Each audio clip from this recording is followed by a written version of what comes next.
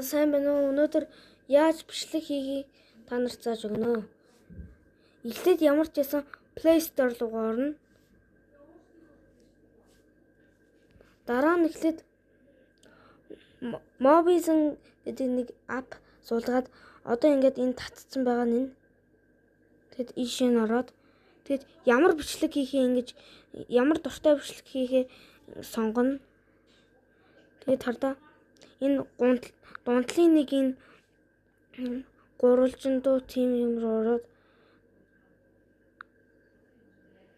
тэгэд энэ YouTube дээрээ сонгоно.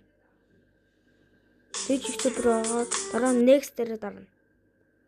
Next дээрээ дараад энэ дээр яаж дуртай юмаа бичээд юуш энэ юмаа нэрлэхийг бичээд тэгээд апплодлоод тэгэд энэ Yes it's made for kids гэж дараад дахиад апплодлол ингээд орчиж байгаа гэсэн.